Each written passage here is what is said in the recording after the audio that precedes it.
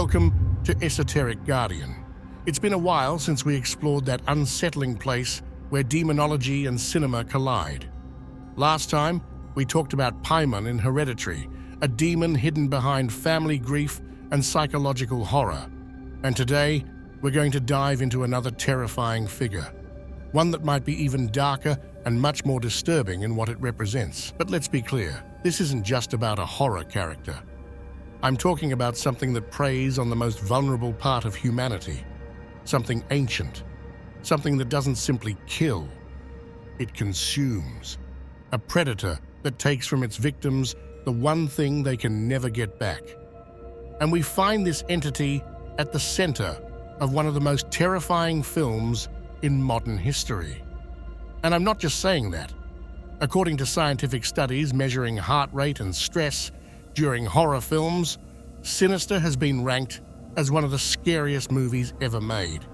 But like always, we're not going to stop at the surface. The real story is never what Hollywood shows you. Behind the name, behind the jump scares, there are forgotten myths about soul predators that have haunted humanity for thousands of years. One last thing before we start. If you haven't seen Sinister, I'll try to avoid major spoilers, but this video will hit much harder if you've experienced the film first. I highly recommend watching it before continuing with this analysis.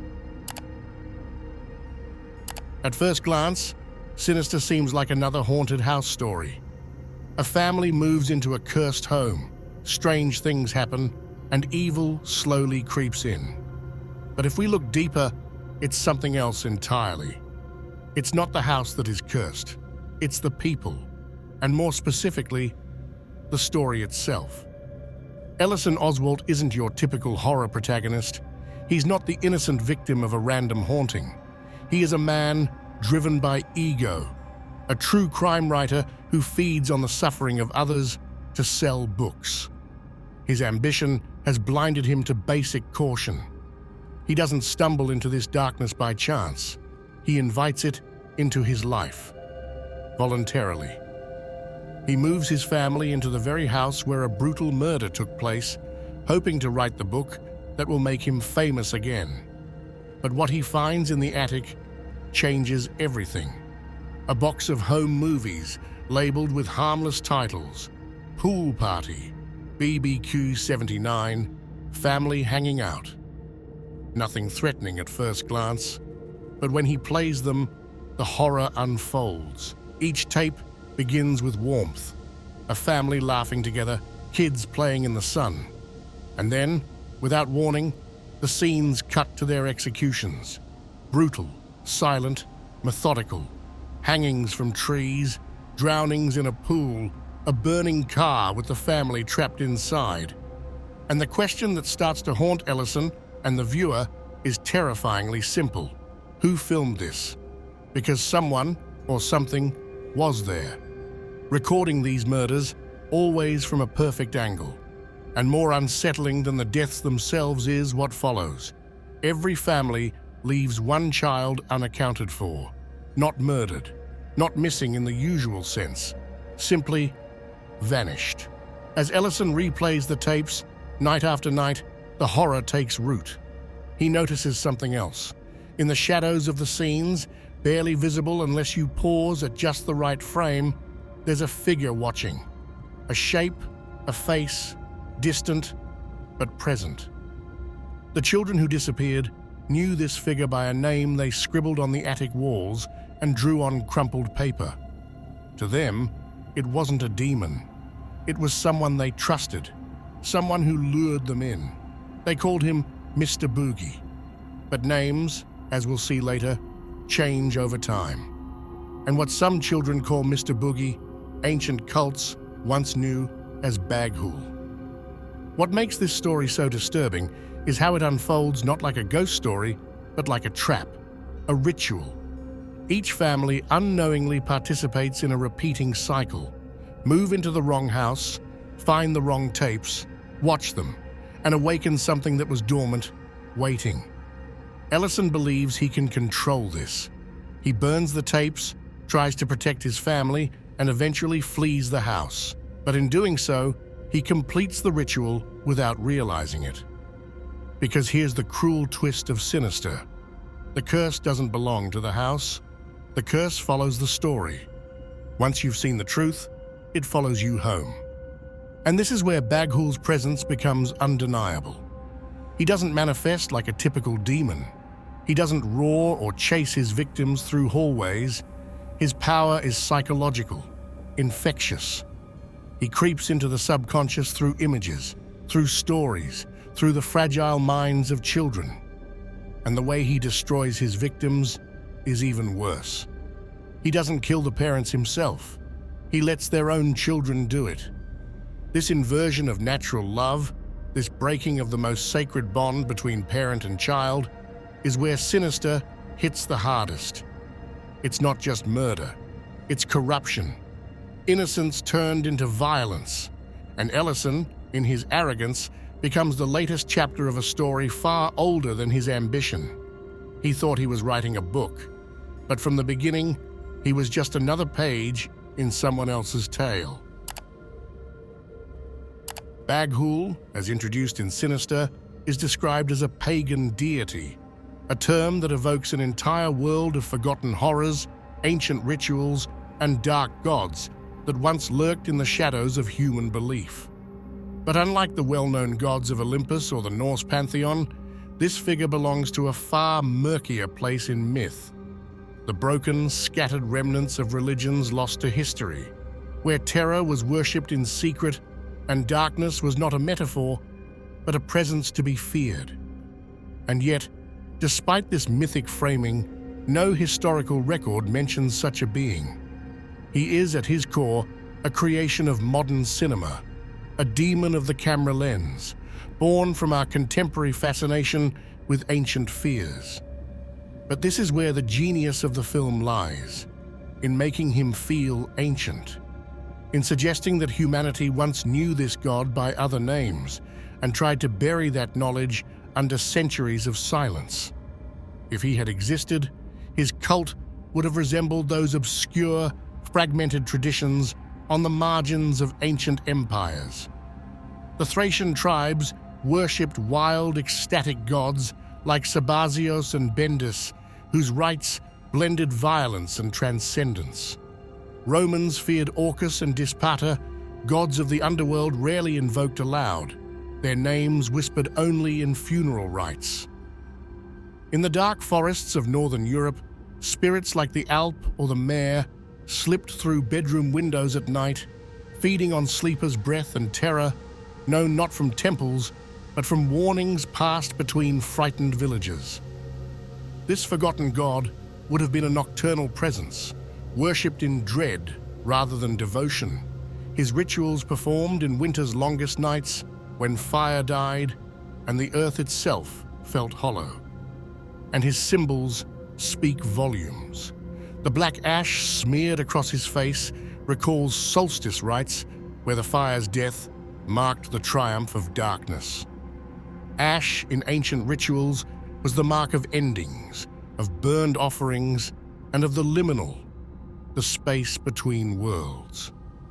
His stillness mirrors the quiet terror of midwinter, where hunger grows, light fades, and even time seems to pause.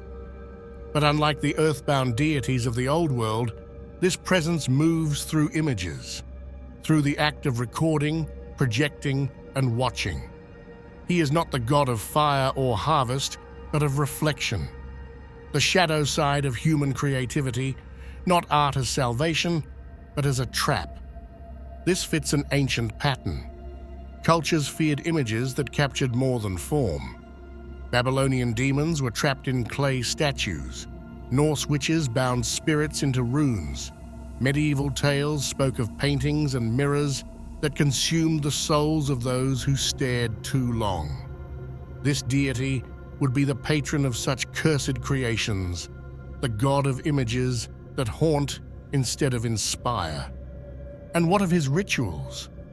They wouldn't have been grand celebrations, but hidden ceremonies performed far from daylight. Perhaps his followers gathered during the winter solstice, when the sun seemed farthest from the earth's warmth. They might have burned what little they had left, covered their faces in ash, and offered children's laughter to the night, silencing joy as an act of survival.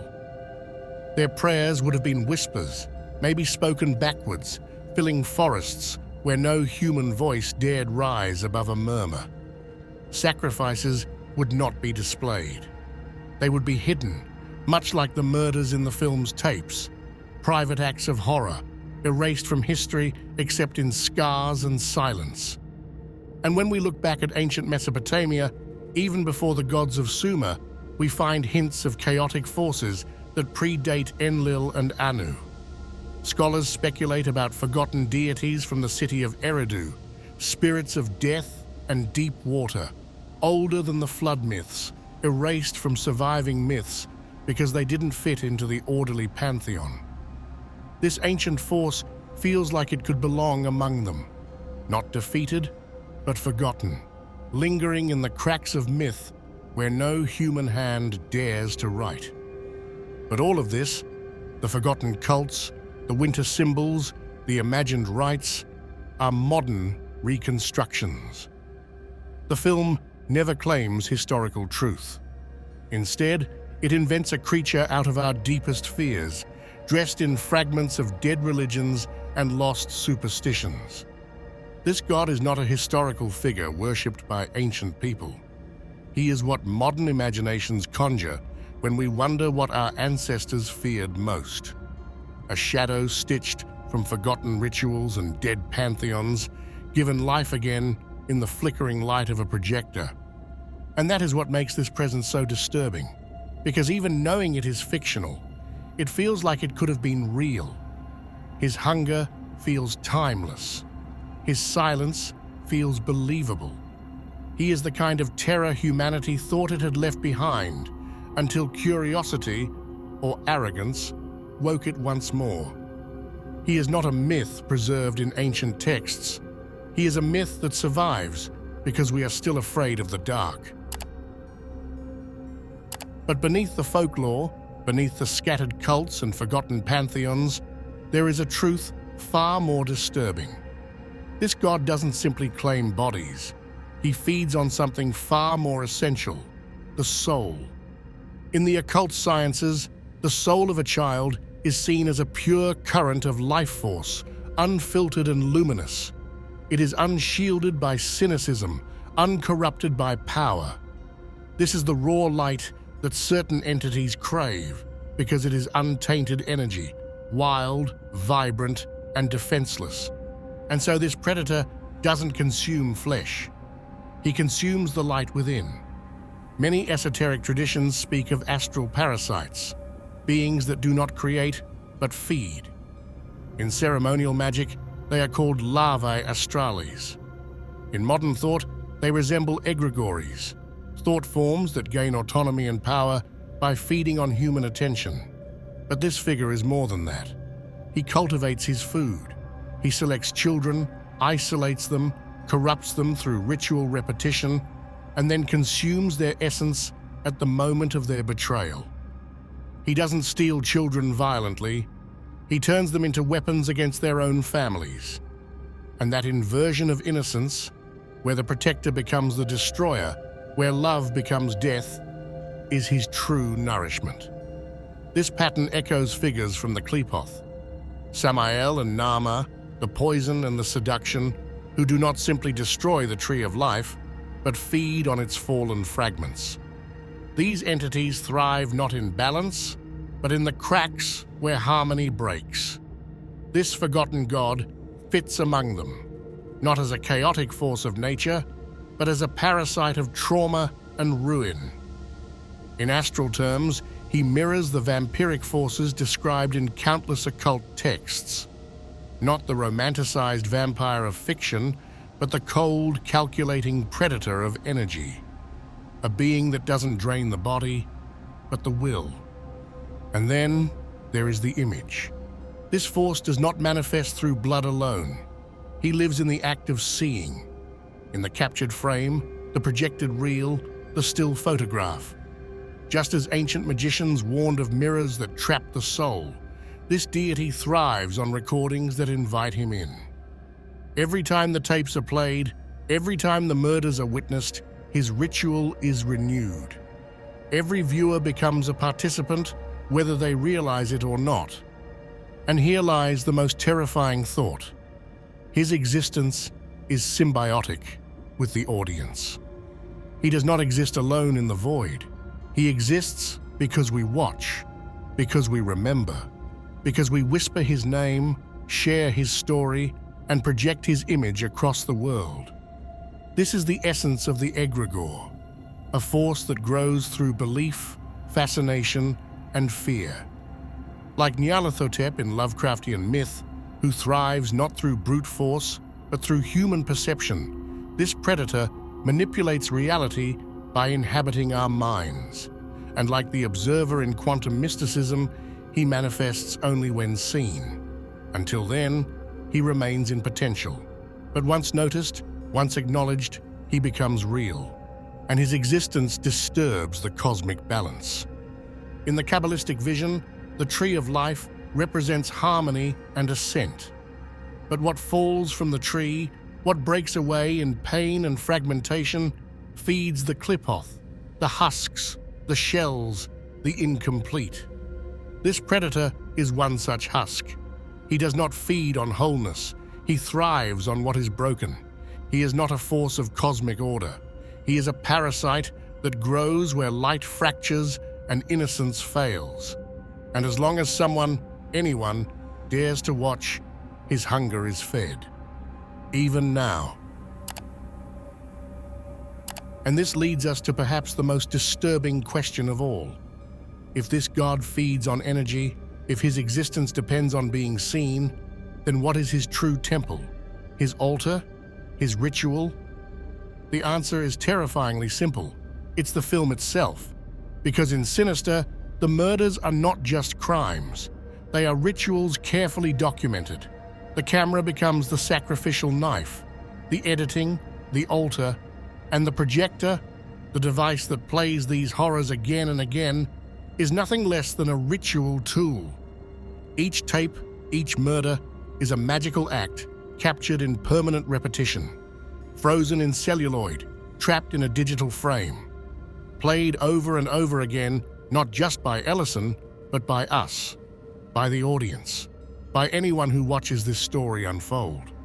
This isn't just a narrative device, it's a metaphysical trap. The films within the film are like audio-visual grimoires, spellbooks made of images and sounds instead of ink and parchment. Every time they are played, the ritual is performed once more. Every viewing reopens the gateway through which this predator feeds.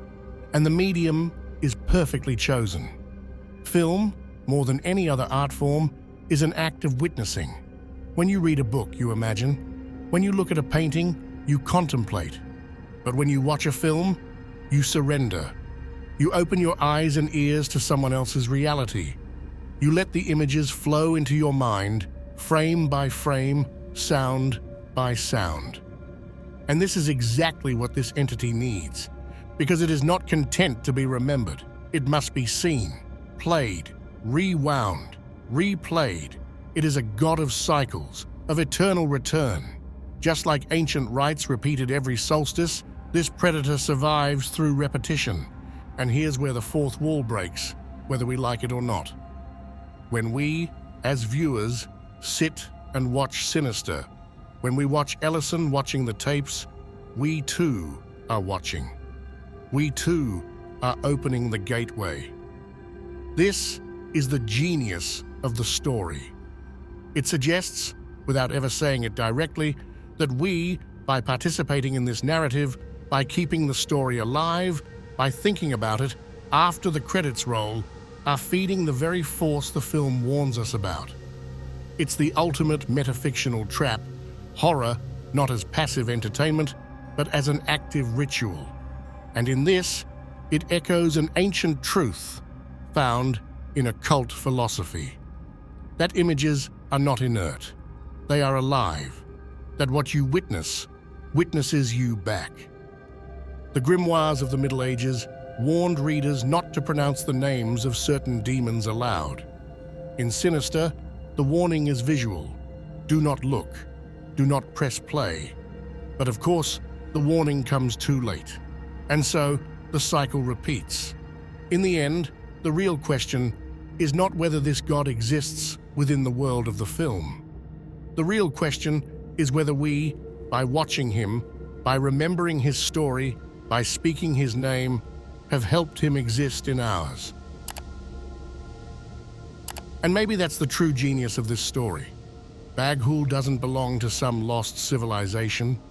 He belongs to us, to now. In a world where we have filled every corner of our lives with screens, what other kind of demon could exist, if not one that travels through images? What could be more terrifyingly fitting than a predator that needs no body, no voice, no claws, just your attention? In the ancient world, monsters lived beyond the village, in caves, in forests, in deserts. But today, our monsters live in the places we visit most. The endless scroll of social media, the anonymous corners of the internet, the quiet hours of insomnia, where we binge horror without realizing we've opened a door. Baghuul is the archetype of that modern monster. He feeds on children left alone with their screens, unattended, not because their parents don't care, but because the modern world has made disconnection normal. He feeds on the fragments of stories, the fascination with violence, the inability to look away. And he doesn't force himself into our lives. We invite him in. Every time we watch a murder documentary with morbid curiosity, every time we replay footage of tragedy, not to learn, but to feel the thrill. Every time we create content that turns suffering into views, trauma into entertainment, the ritual is still happening. But now it's digital, now it's automated, now it's endless. And the children? They are no longer protected by myths, or by faith, or even by community. They are raised by the algorithm, by what the next video suggests, by the stories we tell them, or fail to tell them. Baghuul, in this sense, is not an ancient god. He is the shadow we cast when we abandon our own responsibility. He is what fills the void left by parents too busy, by societies too fractured, by a culture that glorifies fear but has forgotten how to protect innocence. He is the monster that thrives in the absence of love, in the absence of guidance, in the absence of meaning. And here's the part that should keep you awake tonight. Maybe Baghuul doesn't need to be real. Maybe it's enough that we have created a world where such a thing could exist. A world where what we watch matters more than what we do. A world where the image is stronger than reality. A world where we keep pressing play, even when we know we shouldn't. So the next time you watch a story like this, the next time you stare into the darkness looking for monsters, ask yourself one thing: who's watching who? Because in the end, maybe Baghuul isn't in the movie. Maybe he's right here, in the space between your eyes and the screen. At this point, some might say that all of this sounds like overthinking, like forcing connections that were never intended. After all, Sinister is just a movie, just a story about a demon and some cursed tapes. But the truth is, fiction has always been more than fiction. Stories like this are not random. They are codes. Codes written by minds that, whether consciously or unconsciously, reflect the fears, the patterns, and the fractures of the world we live in. Cinema is one of the most powerful rituals of our time. A collective dream projected onto a screen, where we externalize what we can't face directly.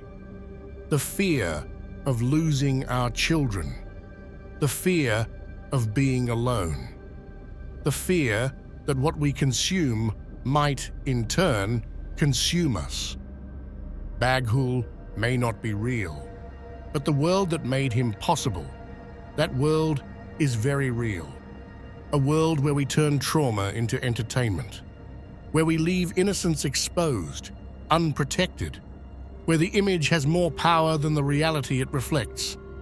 In the end, what Sinister shows us, like many great horror films, is not a distant mythology, but a mirror, a distorted, uncomfortable mirror of ourselves. And whether we recognize that reflection or choose to look away, that is entirely up to us.